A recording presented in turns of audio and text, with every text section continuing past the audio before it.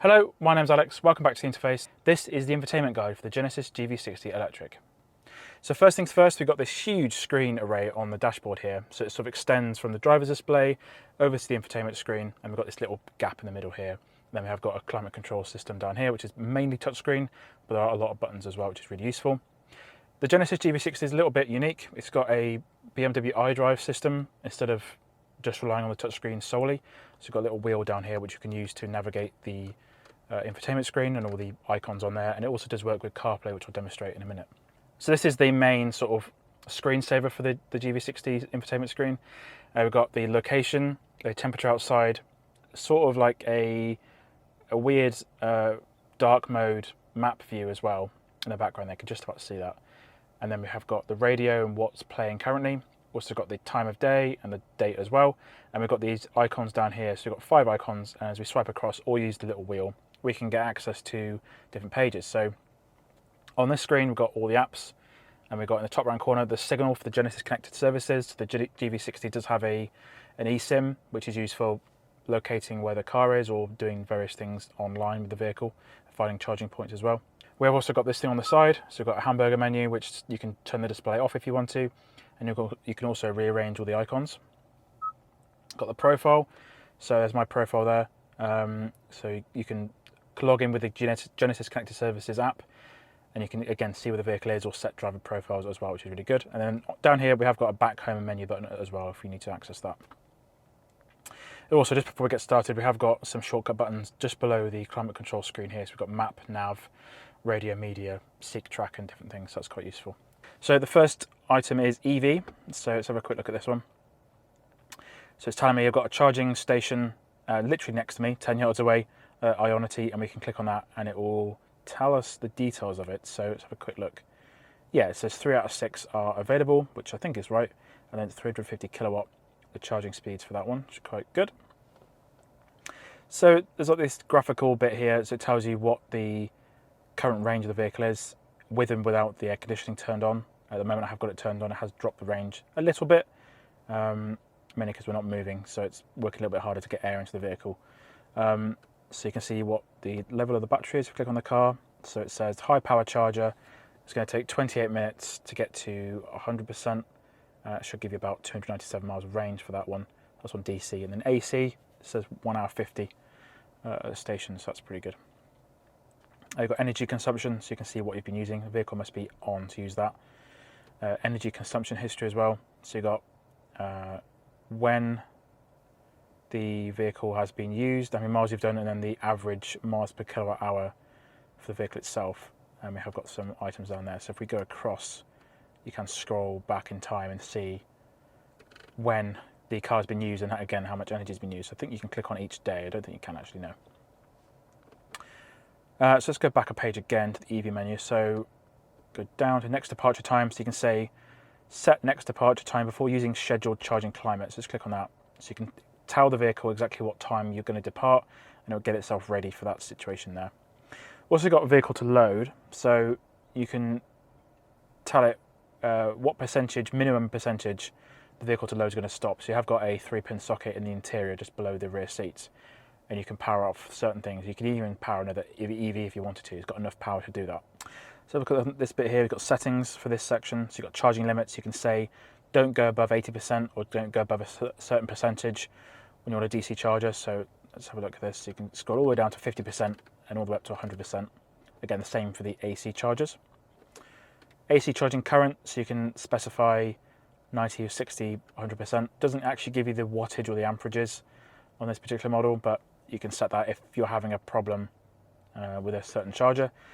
Battery conditioning mode, less relevant in summer, but it says in cold conditions the battery will be heated to optimize performance. If a DC charger is the next navigation destination, heating might be used to allow faster charging. Got utility mode, so utility mode, the high voltage battery used to power electric devices while the vehicle is off. This way, e.g. the infotainment system and interior lighting can be operated during long stops or while camping, so you can activate that if you want to. Got smart recuperation, you've got strong, medium, or slow, smooth, so you've got automatic adjustment of the braking intensity when the recuperation is set to auto.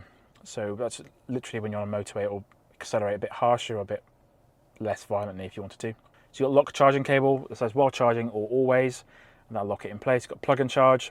Not many operators use this just yet. I think Instavolt do use it, but this is on the Kia and the Hyundai vehicles as well. But you can just plug it in like a Tesla and it'll charge your account where applicable. I don't think there's anything else in the EV menu here, so we've got a hamburger menu. No, it's just some shortcuts to the menu, the manual as well, and EV charging station. So let's go back to the main screen now. So you've got the map. So you can use this instead of Apple Carplay if you want to, but you've got left hand side, you've got hamburger menu again to set a destination. You've got nearby info, you've got show points of interest if you wanted to, and then destination as well. So you can set a destination, nearby points of interest, EV charging stations. Let's set it to a charging station, see what that interface looks like. Let's do pod point in Leeds. Let's do set as destination. It says fastest route. Let's go do a little countdown from 4. The route guidance will start now. So it gives you some sort of idea of what that looks like. And if we go across to this menu here, you can cancel that completely. So in the hamburger menu again, you have got some nearby information here. So nearby points of interest, you've got save location, navigation settings. So you've got ability to display vehicle speed, traffic information, colour for traffic on the route. So it'll tell you if it's slow or fast, whatever. And then guidance, route options. So looking at fastest, economic, preferred motorway, usual sort of stuff in there. Set guide distance type, interval distance, cumulative distance as well. Guide location, sees the display, or sets to display the guidance location. So you've got augmented reality as well on the top of the map. Border crossing information, so if you're entering France or Germany or any other countries, it'll tell you what you need to know about that particular country, and then it'll tell you, so for example the UK, you've got traffic information on yes, it tells you what the phone country code is, the motorway, speed limits, other town cities. So it's quite useful if you're entering a country in a vehicle you've never driven in before. Just gives you a good idea of what's going on there. You've got alternative routes, mute guidance, nearby destinations. So it's got good settings in there, so it's quite useful. You've got camera alerts. You can have an alert to tell you if a speed camera. You've got map mode, fonts, different things. Automated features, automatic return after scrolling. So there's lots of different customizations in here to make the map interface a lot easier for you. But particularly, I just use Apple CarPlay when I get in any vehicle really. And then destination. So that's basically a shortcut to the destination settings within the map. But yeah, you can view different things if you want to. Then we've got phone projection as well. So let's have a look at the Apple CarPlay settings quickly. So let's plug my phone in. So Apple CarPlay has shown up now for me. So we've got the Apple Maps view here. Shows me where we are, and then I'll click on the home button there. Then we've got the home button again. You've got phone, music, all the usual CarPlay stuff. So it does work very well actually. And again, you can use the joystick from the GV60 to get a good idea of how to access different things on the screen. Here you've got WhatsApp and different things on there. So usual sort of CarPlay experience. Again, it isn't wireless, so your mileage may vary with that one. Let's click on the home button. So you've got a phone app here. So again, that just takes you to the CarPlay app. If we unplug my phone, click on phone again, it'll just show that the Bluetooth options for my phone here. So let's see what happens here. So it's going to request a download from the phone. So you've got recent calls here, you've got contacts. You've also got a dial pad here as well. And then we go to messages. You can see voicemail in there. So usual sort of stuff. But again, if you're using CarPlay, you'll just see the Apple CarPlay settings. It's got settings as well. It's got vehicle settings. This section is going to be quite involved. There's quite a lot of settings on the GV60. So driver assistance, you've got a sort of a visual view over here. It's got driving convenience. So we have got smart cruise control.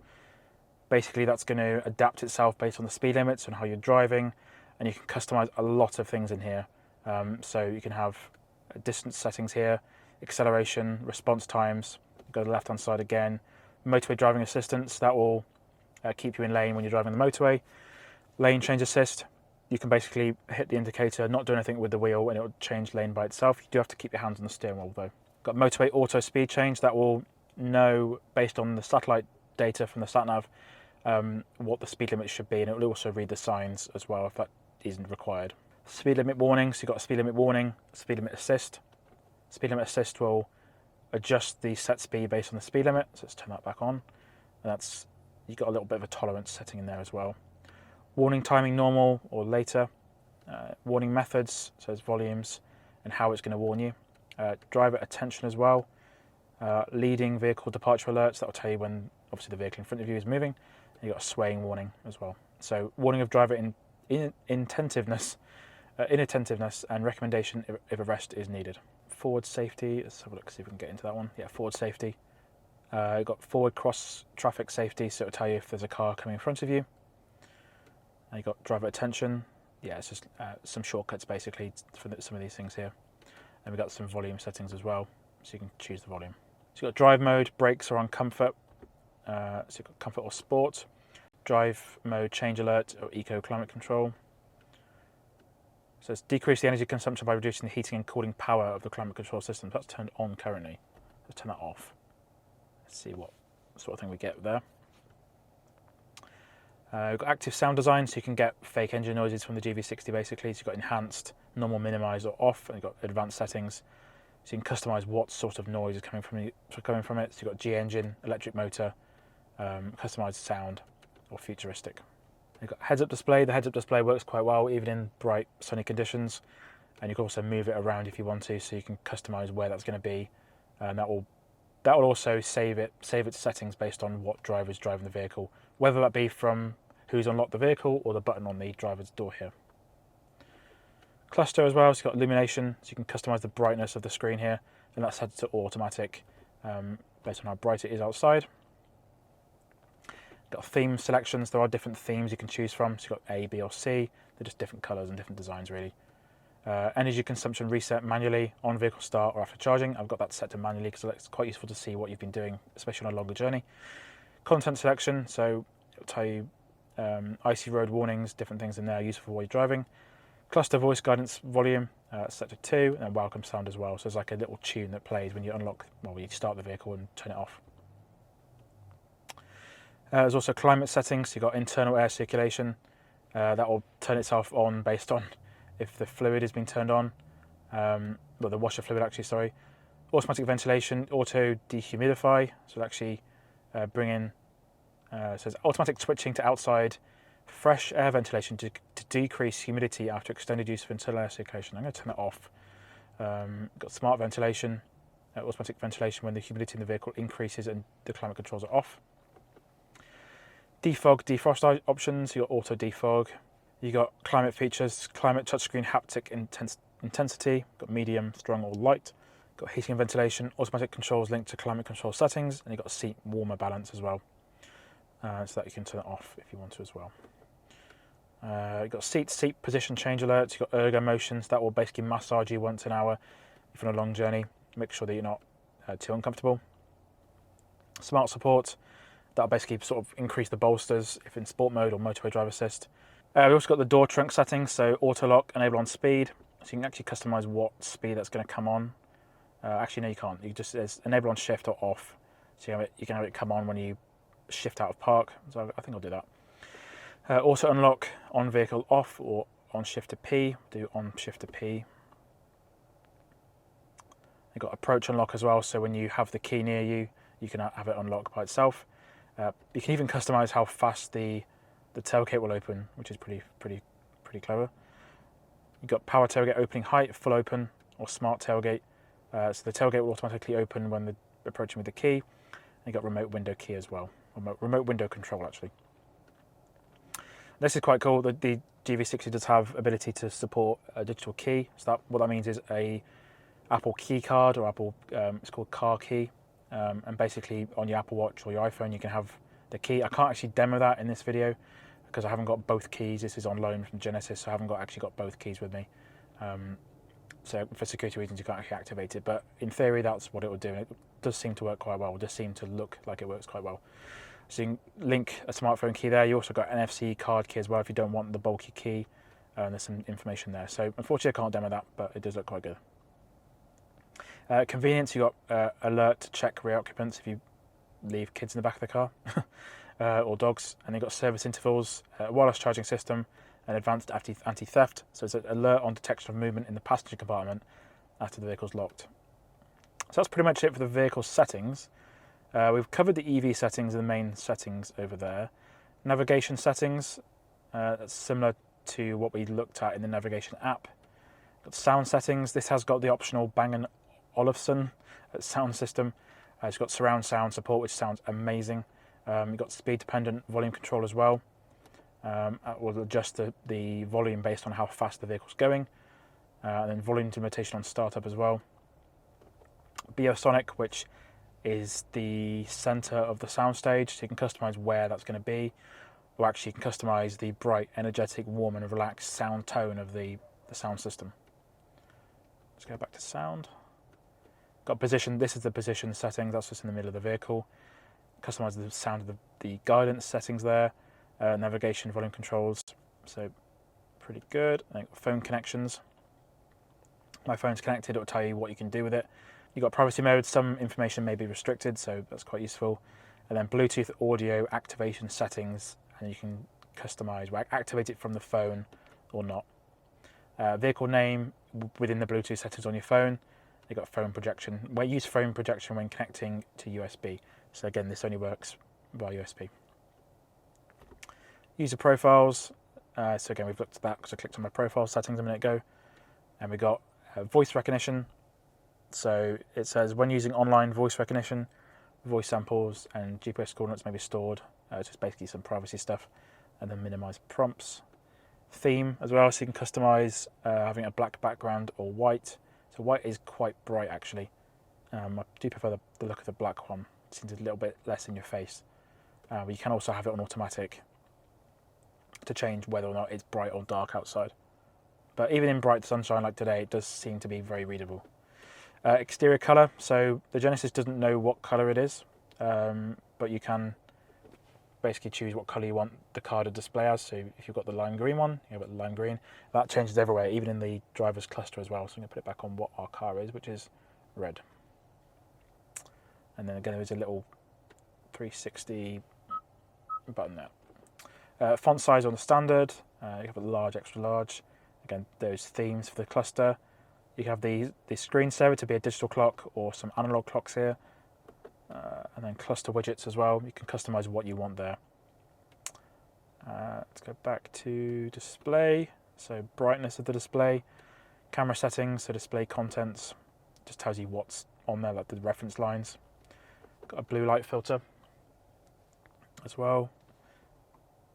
Got button touchpad, so custom buttons. There are some buttons on the steering wheel, a star button and a dot button, and you can actually customize what those things would do essentially. So if you want it to do shortcuts, tap on Carplay or the EV buttons, and navigation, volume control, steering wheel, touchpad, toggle favorites, toggle stations, home button, control on home or map. You can choose what the home button will do. Climate, touchscreen, haptic, Genesis controller, radio, highlight, push to play, and a lock front touchpad. So if you don't want it to do anything except handwriting, it will not do anything for you. Connected services. So this is the online section of the GV60. You've got activate services, which it is. You've got modem information, the VIN number as well. Verification code, connected services, help, offline mode, terms of use, privacy policies, and you can deactivate it all. But basically means you can go on the app. Very lastly, we've got general. So version information, so you can see what software version the car's on, when it was last updated. There isn't an update available at the moment for it. It's got system information, memory, what's new, modem information, date and time, automatically pick that, languages, keyboards, units, media settings and reset. So for the driver's display, we've got a nice big screen here. Very useful to see all the information you need when you're driving. In the center there are some widgets, so you can use one of the buttons on the steering wheel and you can basically change the mode, so you can get a map view. You got the car view, that will change the lights based on, like the lights on the car will actually change based on what the car is doing in real life. We've got the current trip, then we can use a little joystick here to control different modes. So we've got the accumulated information, it's got over 1,000 miles, and the efficiency as well. And we've got after charging and then the current trip. And you can slide between different items in there. And then at the top, that'll be where the light information is. Also, all the cruise control settings when you're on the motorway. And then middle there, at the very bottom, you've got a little graph up, so from 0 to 8. And that is basically the miles per kilowatt hour efficiency in real time. Then also we've got the level 3 buttons, that's the regen. So one of the paddles here, you can put on max I pedal, which is one pedal, all the way through to 0, and then all the way to level 3. We've got the percentage in the bottom left, the miles of range left on the vehicle. And on the left hand side is basically the rev counter, or the charge and power meter, and then that will, in the center, that will change based on how fast you're going.